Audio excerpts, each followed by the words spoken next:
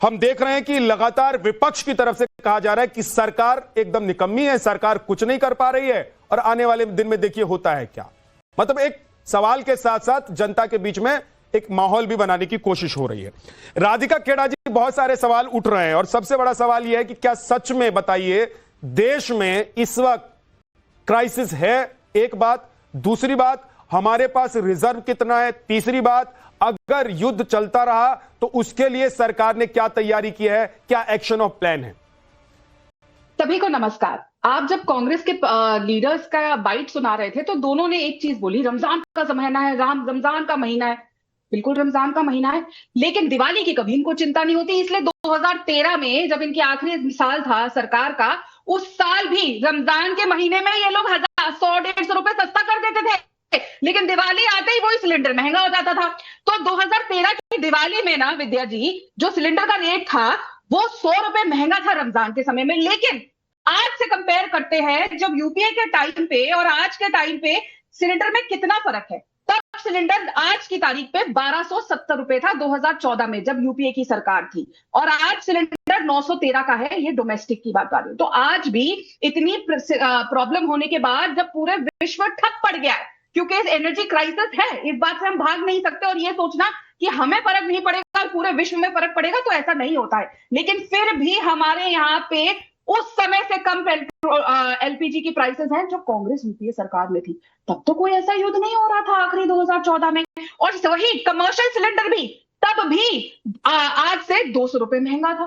तब क्या क्राइसिस हो रहा था? क्राइसिस सारा ये था कि रमजान में महंगा सिलेंडर देना है और दिवाली पे हिंदुओं को रमजान में सस्ता सिलेंडर देना और दिवाली पे हिंदुओं को महंगा देना है। फिर उसका कॉस्ट भी बाद में लिया जाता था। तो ये जो बार बार होता। और रही बात, आज मैंने देखा था कि अरविंद केजरीवाल साहब ने कहा मैं प्रेस कॉन्फ्रेंस कर रहा हूं, 12 बजे मैं आऊंगा, एलपीजी के दाम बढ़ गया। एक ऐसी प्रेस कॉन्फ्रेंस उन्होंने पहले भी करी थी, आपको याद होगा।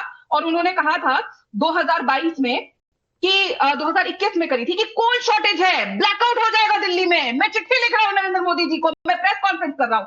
तब भी सामने आया था कि ब्लैकआउट सिर्फ उनके दिमाग में हुआ है और कहीं नहीं हुआ। और हमारे देश को कोई भी तकलीफ नहीं होती, क्योंकि यहाँ पे श्री नरेंद्र मोदी जी की सरकार है जो पहले से लेकर चलते हैं हर चीज। पूरे विश्व में असर हो रहा है। 2022 से यूक्रेन और रशिया आपस में लड़ रहा है, लेकिन फिर भी हमारे यहाँ स्टेबल है। राधिका जी, ये तो राजनीतिक आरोप प्रत्यारोप हैं। आप उनको गरियाइए, वो आपको गरियाएंगे, आप उनको कोसिए, वो आपको कोसेंगे, ये तो चलता ही रहता है। अभी दो बातें हैं जिसको लेकर देश की जनता में अभी भ्रम की स्थिति है। पहली बात तो यह कि सच में क्या संकट है देश में, गैस संकट है या नहीं है। दूसरी बात यह कि युद्ध अगर लंबा खिंचा तो उसके लिए हमारे सरकार की तरफ से क्या तैयार है। इस पर जरा दो लाइन में जनता को, देश को समझाइए कि क्या कर रही है सरकार। 2014 में कोई युद्ध नहीं हो रहा था विद्या जी, जब यूपीए सरकार 1200 रुपए का सिलेंडर दे रही थी और हम आज 900 रुपए का सिलेंडर दे रहे हैं युद्ध के बावजूद। तो संकट नहीं है, संकट सिर्फ। और मैं आपको चैलेंज से कह रही हूं, आज हम ये डिबेट कर रहे हैं, 2 दिन बाद आपको ये सुनने में आएगा हाय हाय हाहाकार मच गया, लाइनें लग गई। क्योंकि कांग्रेस और उनकी विपक्षी साथी जो वैसे एक दूसरे को गरियाते हैं, फिर एक हो जाएंगे, फिर खुद ही हॉट करना कर देंगे शुरू सिलेंडर। और फिर जब रेड होंगे तो पता चलेगा ये कांग्रेस का था, ये सपा का था, ये आम आदमी पार्टी का था। क्योंकि ये चाहते हैं कि भाई देश में कैसे स्टेबिलिटी होगी, क्यों सरकार सब कुछ ठीक करके चल रही है, क्यों देश के लोगों को मुश्किल नहीं हो रही। अरे ये तो वो लोग मतलब आप कुल मिलाकर ये कह रही हैं कि ये राजनीतिक साजिश है, देश में कोई पैनिक नहीं है, संकट नहीं है इस वक्त। हाँ, हालात ऐसे जरूर हैं कि दुनिया भर में संकट है तो संकट हो सकता है, लेकिन अभी हालात ऐसे नहीं हुए हैं कि इतना पैनिक बटन दब गया हो कि लोग सड़क पर आ गए हो और लाइन में खड़े हो। एक बात आप ये कह रही हैं, तो दूसरी तरफ लाइन क्यों लगी हुई है वो मैं अपने जरा रिपोर्टर के पास जाऊंगा, वो दिखाऊंगा। लेकिन उससे पहले, क्योंकि आपने कांग्रेस, समाजवादी पार्टी, आम आदमी पार्टी तीनों को लपेटे में ले लिया है, जल्दी से छोटा छोटा कमेंट। निखिल जैन, सबसे पहले आप।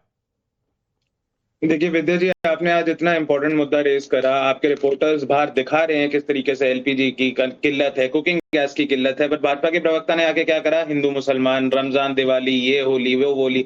बात यह है, आज इस युद्ध की इतनी चर्चा हो रही है और सरकार अपनी छाती पीट पीट की रो रही है, हाय युद्ध हो गया, हाय हमें छोड़ दो, हाय हमें छोड़ दो। इससे पहले की जो सरकारें होती थी ना, वो ये सब करती नहीं थी। युद्ध, कॉन्फ्लिक्ट और आर्म रिबेलियन, सिविल वॉर्स पहले भी चलती थी। 2011 में, 12 में, 13 में, 14 में इराक का वॉर चल रहा था, साउथ सुदानीज सिविल वॉर हो रहा था और अरब अपराइजिंग हो रही थी, इजिप्ट में टेंशन थी। पर हमारी सरकार हमें अपनी डोमेस्टिक विफलताओं के लिए कभी ये नहीं बताती थी देखो फिलानी जगह वॉर हो गई। ये बात कर रही है एलपीजी का क्या रेट थे, जो उपभोक्ता थे, कंज्यूमर्स थे, उनको 400 रुपए में एलपीजी का सिलेंडर मिलता था, जब ब्रेंट क्रूड की प्राइस उस टाइम पे यूपीए सरकार में $140 अ बैरल थी। अभी $115 अ बैरल है। आज से 2 हफ्ते पहले तक $70 अ बैरल थी, जब तक मोदी जी के बेस्ट फ्रेंड डोनाल्ड ट्रंप ने पागलपन शुरू नहीं करा था। बावजूद इसके एलपीजी का सिलेंडर 900 से 1000 रुपए के बीच में उपभोक्ताओं को मिलता है।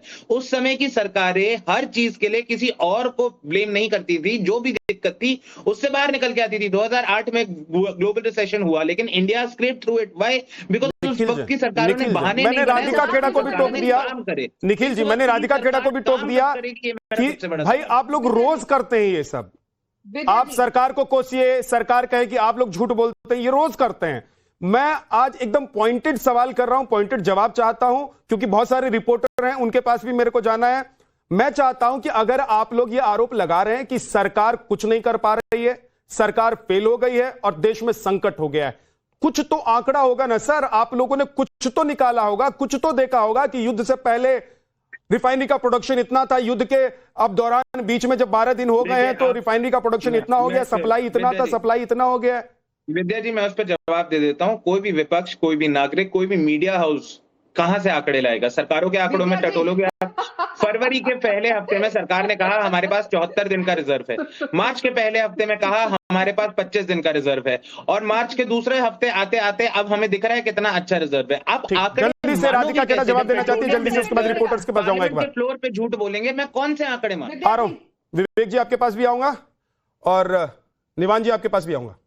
विद्या जी, अब ये बोल रहे हैं कि आंकड़े कहां से लाए। भाई साहब, मैं भी आंकड़े की आपके समय में क्या दाम थे और आज क्या दाम है गूगल से निकाल ली हूं। लेकिन ये बोल रहे थे हम कोई बहाना नहीं देते थे, इसीलिए 2013 में वीरप्पा मोइली ने कहा था कि 8 बजे पेट्रोल पंप बंद कर दिए जाएंगे। आप बहाने नहीं देते थे, इसीलिए क्योंकि आप ईरान के सामने जी हुजूर करके झुक जाते थे। 2013 में एमवी देश शांति, जो लार्जेस्ट क्रूड ऑयल टैंकर था इंडिया का, जब वो इराक से क्रूड ऑयल लेकर आ रहा था, 25 हमारी क्रू के साथ ईरान ने उसको हॉस्टेज किया, उनको मारा, पीटा और कहा कि कबूल करो कि आप स्पाई हो। तब मनमोहन सिंह जी ने रिमोट कंट्रोल राहुल गांधी के कहने पे क्या किया? अरे जनाब, जैसा कहेंगे हम करेंगे। और उस समय भी जब बाहर से प्रेशर पड़ा तब हमारे क्रू यहाँ पे आए, और तब भी आपको याद होगा विद्या जी, कांग्रेस ने ब्लैंकेट एक नोटिस दे दिया था अपने क्रू मेंबर को और बोल दिया था कि अगर कोई भी बताएगा कि तुम्हारा टॉर्चर हुआ या वहां पे क्या हुआ तो हम आपकी नौकरी खा जाएंगे और आप लोगों को जीवन भर आपके परिवारों को नहीं, मैं आज चाहता ही नहीं हूं कि आप लोग ये सब करें, लेकिन आप लोग क्योंकि आप लोग ये करेंगे ही, इसलिए मैं आप लोगों को रोक रहा हूं। राधिका को भी रोक रहा हूं, निखिल आप भी रुक जाइए। एक बार भोपाल चल रहा हूं, भोपाल, लखनऊ, बेंगलुरु, जो खबरें आई कि सबसे ज्यादा पैनिक बटन यहीं पे दबा हुआ है। भोपाल चल रहा हूं, मकरंद काले मेरे सहयोगी वहां पर है। मकरंद, मैं एक चीज सिर्फ कहना चाह रहा हूं, आज आप कुछ मत बोलिएगा, आप सिर्फ सिंपल सवाल पूछ लीजिए जनता से कि अगर लाइन में हैं तो क्यों हैं, क्या दिक्कत हो रही है, नहीं हो रही है, ताकि कोई ये ना कहे कि देखिए विद्यानाथ झा ने रिपोर्टर खड़ा करके वहां पे मैनिपुलेट करवा दिया। सीधी सीधी बात, सीधा सीधा जवाब।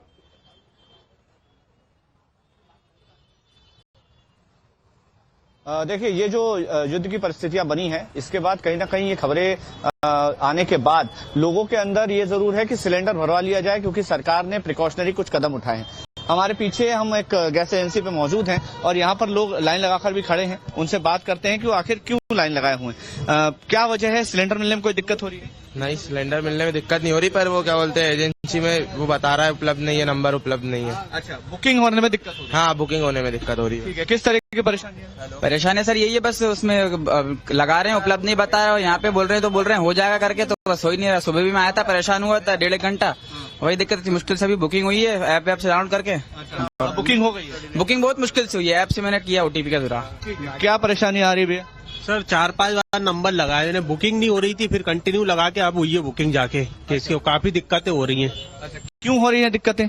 ये ईरान और इसका इजराइल और इनका युद्ध चल रहा है, तो इसका आपको ऐसे ही लग रहा है कि इसकी वजह से इसी के वजह से ही दिक्कतें हो रही हैं। ठीक है। क्या परेशानी है भाई साहब, आप धूप में खड़े हैं इतना बुकिंग के लिए? तो अब गलती इन लोगों की है, कम से कम इतनी लंबी लाइन लगी है तो कम से कम छाया तो करके रखनी है। पब्लिक को कितना परेशान होना पड़ रहा है। एक तो बुकिंग नहीं हो रही है, 2-3 घंटे एक बात जो समझ में आ रही है, मोबाइल में ठीक है, हो ही नहीं रही है ओके बुकिंग। मकरंद, एक बात समझ में आ रही है कि लखनऊ में बुकिंग की दिक्कत हो रही है।